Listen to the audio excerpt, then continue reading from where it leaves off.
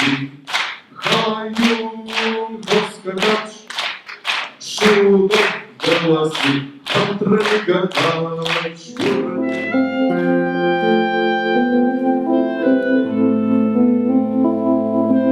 Живота не е това. Какво става? Тук ли да научим? Не запомня. Това вече е приказка. Да кажа някой нещо. Да се помоля! Не мога, като някой изведе лазарет, стоя стъписан и занемарявам и двете! Даже братовата кръв да беше удовила тази длан с черналет, за да не паднем. Или ако паднем, да бъдем опростени. Що ме тъй, ще вдигна поглед. Аз съм във владение на всичко, за което го извърших. Кралица, честолюбие, корона. Так как човек ще бъде? Смекчи се! Като дете невръстне, дано сполуча. Професоре, словата литват, мисълта е тук. Слова без мисълта са празен звук.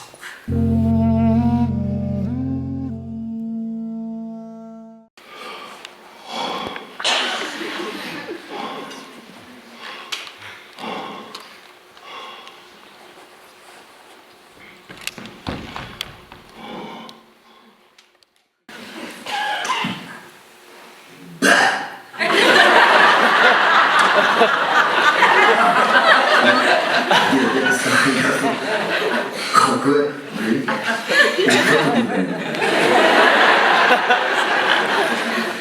Това е къса весела част. Другата е случка свързана с Вишнева градина и моят последен творчески път среща с професора. Той беше много предстои по време на репетициите. Пазеше се енергията си така и аз също се опитвах абсолютно. И се получи една комуникация, която беше абсолютно отвъд думите, само с това беше изумително, наистина. За мен беше истинско чудо, защото аз имах, помня, само три изречения от Динка Майна, ти там с... И аз казвам,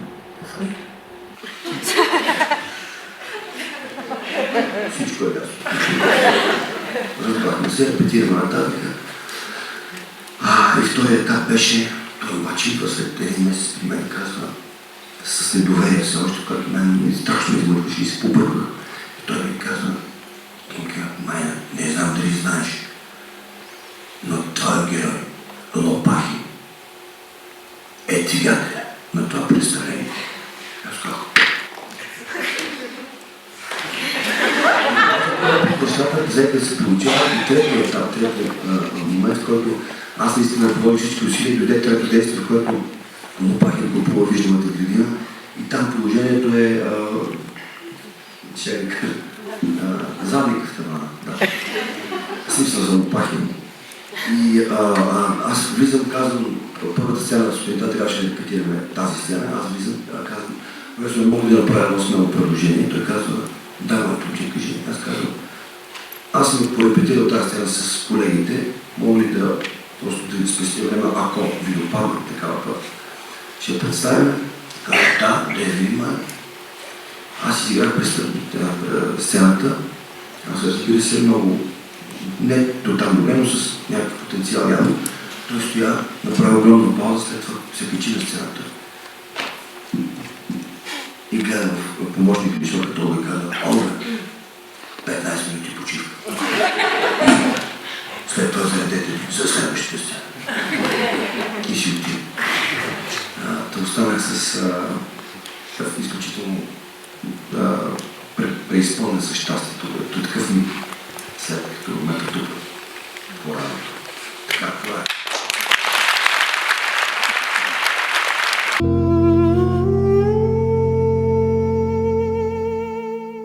Продължай!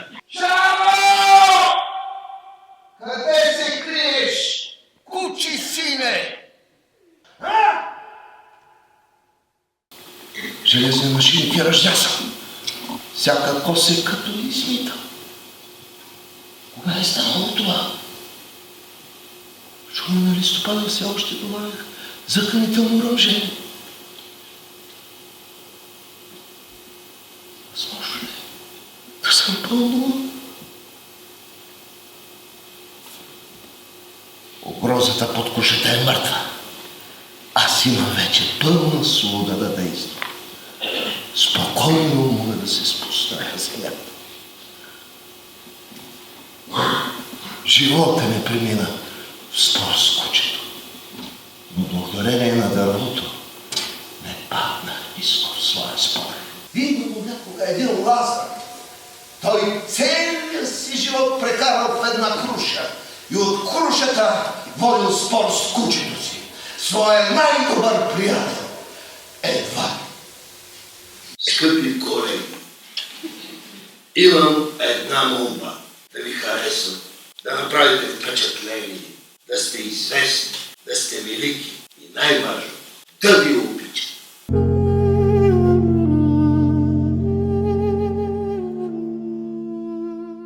Това се случи преди много време, по време на едни аскери. Ние тогава с Камен бяхме още войници в театъра на армията. И ако си спомняте, тогава аскерите, не знам сега как е, защото не съм гледал от много време и не съм номиниран, извинявам се. Нямам път към театъра, но тогава се предаваха директно победите, и което, седейки вътре, върхлита професора с китара в ръка, Стефан, Камен, на сцената. И почти хващат вратовете и питат на сцената, връча ми китарата на мене. Какво? Маратонки! Маратонки!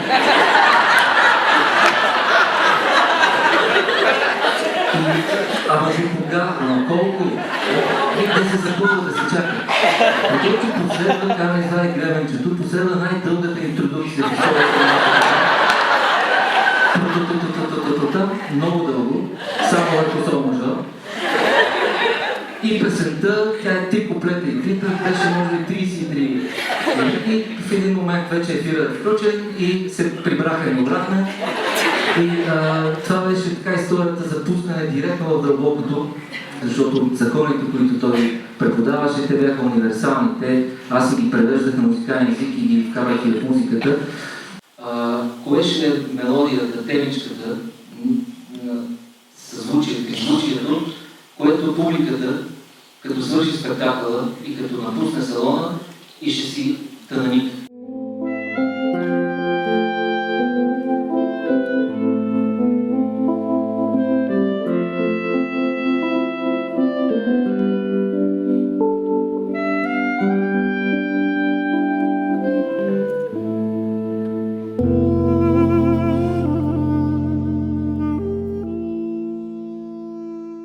Аз трябваше да му връча почетен аскет за цялостен принос в театъра, за духовността и въобще за душите ми.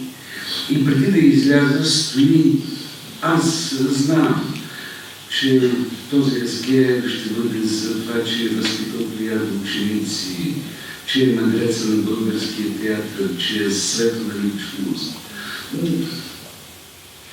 И това време колко нещо говори и разказа следната история. Никъде не знам защо, като бяхме деца, сандалите ни имаха дупка.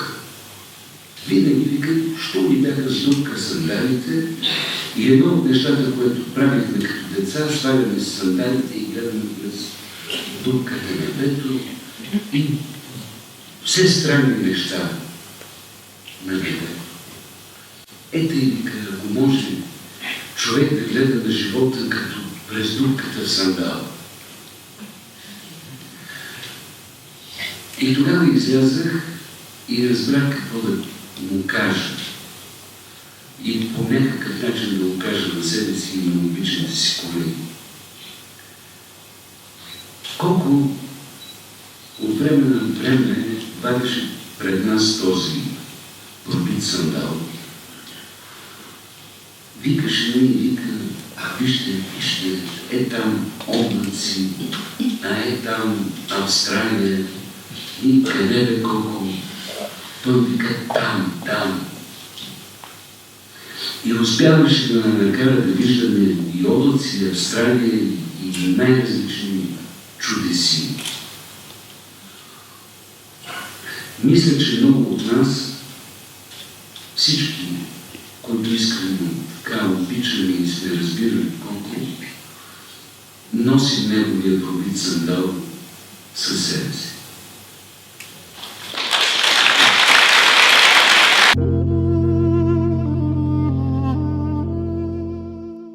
Първата ми среща с професор Азарян, когато кандидатствах в ВИТИС, толкова бях притеснена, че въобще не разбрах кое първо трябва да кажа, кое второ, кое трето. Почнах от някъде, абсолютно се загубих и спрях. И той ми каза, още един път, ако искаш да започнеш, казвам ми не. Страшно, какъв е проблема, ми каза, какъв е проблема, моето момиче? Аз казвам ми, не мога. В смисъл? Казвам, не мога. Като не можеш, довиждане. И минаха 2-3 секунди, разбрах, че съм приключила. Едно време чувам в уредбата Анастасия Ангелизова да се яви на сцената. Казвам, някаква обърквация става. Анастасия Ангелизова да се яви на сцената. Бързо се набирам, отивам, задъхна, казвам да. И той каза, ще пробваме пак, помисли ли? Излъгах, казах да. И аз отново не знаех откъде трябва да започна. Обърнах се към квесторите и един от квесторите ми каза, монолога. Толкова такъв стрес, такъв шок и такова желание да изключа всичко и да направя нещо, с което да го впечатля, че си спомням, че започнах да говоря монолога си и в един момент усетих как няма влизане във водата толкова студено, а направо скок във водата с глава, плуване. В един момент въобще не можех да разбера дали съм под водата, над водата, дали въобще мога да дишам и виждам пред някакъв човек, стоп! Спирам, виждам чип, което е много неприятно, знаете, за актьора, е толкова силов. Виждам, че всичко ми е раздрано, кръв тече, отидох си. И той казва, минаваш, моето момиче, и запомни, няма не мога, можеш. Влача живота си като безкрайен шлейф. И често нямам никакво желание да живея. Разбира се, всичко това са глупости. Трябва да се оттърси от всичко това, да го отхвърли от себе си.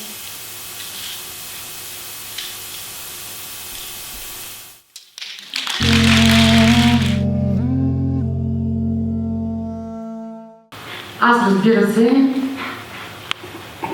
участвах във всичко това с ентусиазма и респекта на първокурсничка от надпис. Изключително бях респектирана от присъствието на този човек в творческия ми живот. Репетирахме 3 месеца, той почти нищо не ми казваше, почти нищо не искаше от мен, освен иди там, мръдни малко вляво, не стой там, иди там. И аз си мисля, че или много хубаво си правя нещата, или съм толкова зле, че той въобще не ще за нужно да се занимава с мен. И о Боже, дойде първото представление. 1 час преди представлението, гримираме се, обличаме се, треперим и чувам по уредбата: Еми, извикай Станка, въобще докато Еми се обади, аз вече бях долу на сцената. Той каза: ела тук, моето момиче, вземи ръката, сложи я на коляното си и близо половин час ми говори нещо от рода на: браво, много хубаво работиш, аз те наблюдавам, как градиш образа, как си намисляш така разни детайли, трупаш, дето се вика ние на това ви учим, нали? Когато професор Азарян ни събра и нас преди премиерата на Три сестри ни каза така: сега искам да ви помоля, преди всяко представление на Три сестри, вие да намерите 10 минути да отделите на своя човек и да си помислите какво прави вашия човек 10 минути преди да стъпи на сцената. Какво си мисли, какво му се случва, с кого говори. Защото явно всички имаха някакви заучени ритуали. И това, което аз правих, беше, аз отивах с първи гонг, отивах зад колесите отстрани на сцената и започвах да вървя напред-назад и започвах да повтарям една реплика на Ирина от първо действие от Три сестри, което беше нещо такова. Живот и здраве, всичко ще се нареди. Днес времето е хубаво. Не знам защо на душата ми е толкова светло. Тази сутрин се събудих, сетих се, че съм именец, изведнъж ми стана толкова хубаво и се сетих за детството, когато мама беше още жива. Час по-скоро в Москва!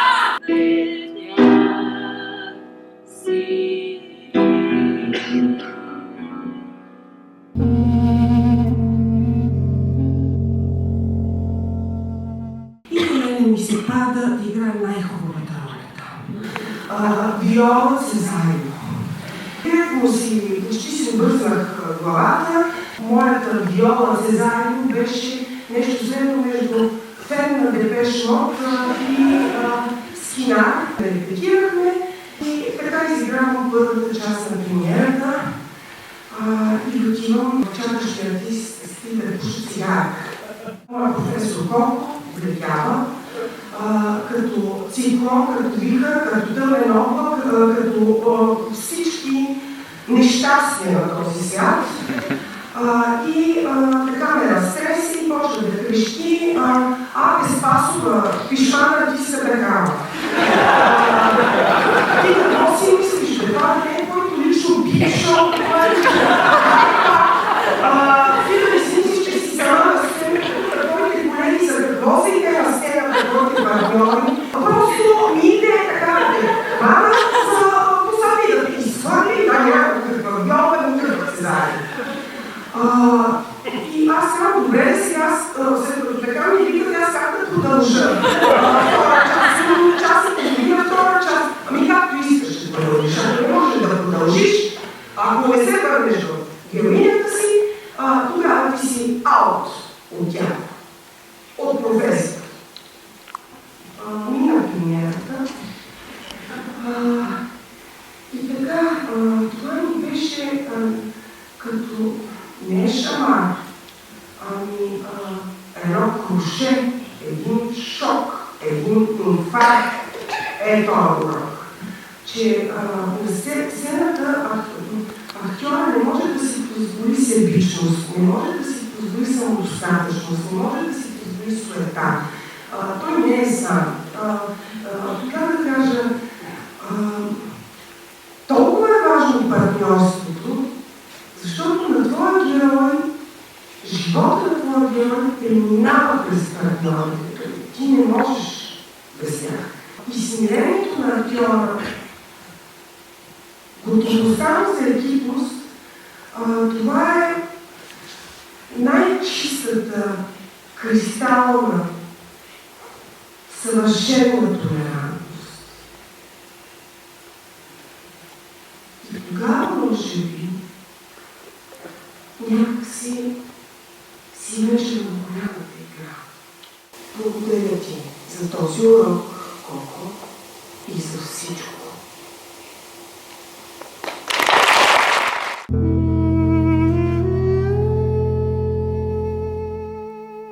Като малка никога не съм искала да ставам артистка. Учителката ми от началното училище, която ме записа в една театрална школа, и аз 10 години станах пленница на театъра.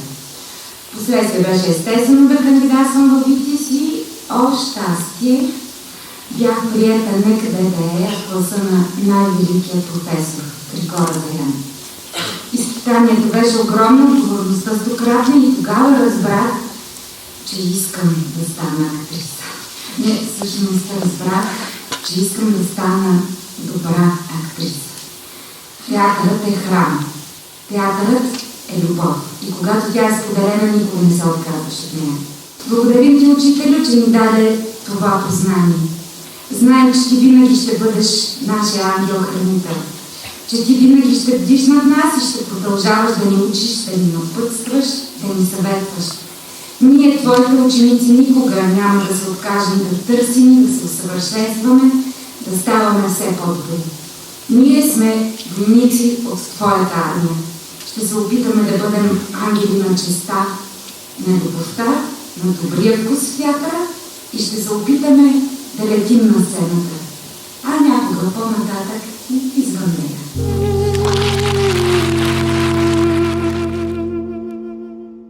За мен много емблематичен беше втори курс, в който той ми даваше много съвети, които запомних. Правим Чехов разкази на сполука, излизам аз на сцената, играем каквото играта, много деликатно изчака да свършим.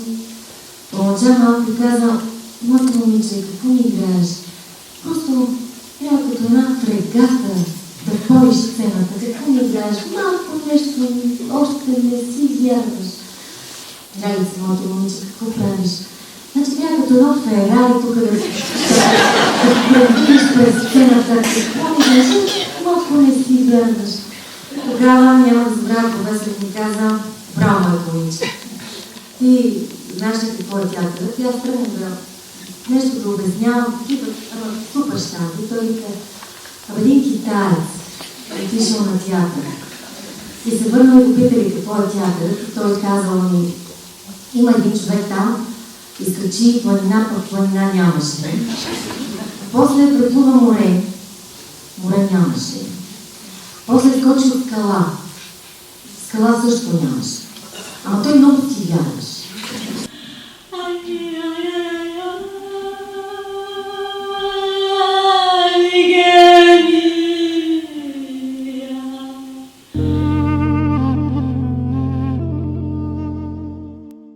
Аз бях доста екзотично облечен, тогава бях доста по-слабичък, имах много хубав крак с клипче, което беше плътно по мен, цветно, гащи буфан и перука и бях и с червило.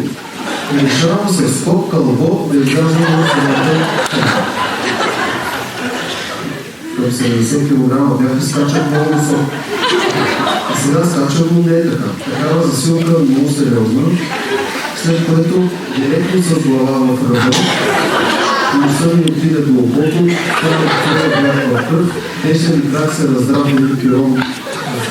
И падам и така, близка. Пак пауза, тишина и се чува какво стана. Той не може да разбере какво е това. Камене, стъни. Казаха ми: съжалявам, той ми има за какво да съжаляваш. Ти казвам: няма какво да играеш от тук нататък. Върви се и влез както трябва.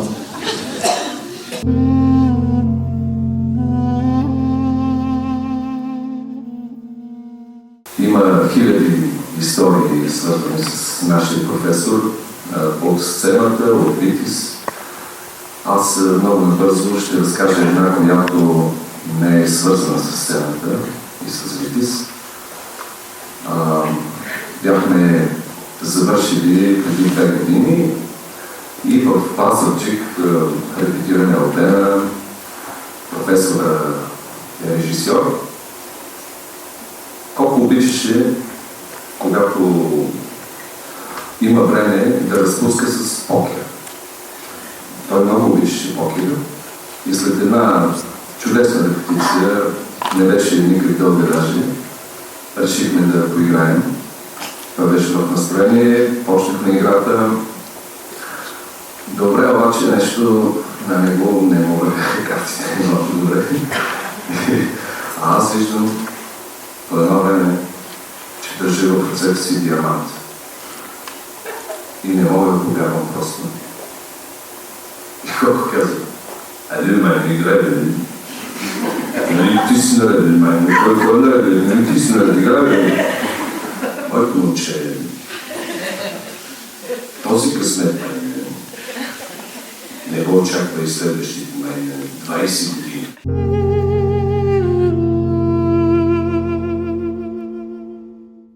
Моето момче, недопустимо да си на сцената. Играеш лопати, започваш изпит, Майя. Не можеш да кажеш.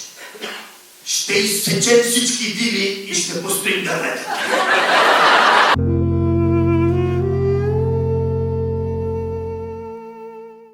Че не трябва да показвам, а да казвам.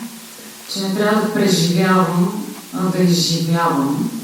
Че трябва да бъда, че трябва да съм наистина и че не искам никога повече, знае в тази секунда и до сега сме повтаряли, да чувам венчика и стела.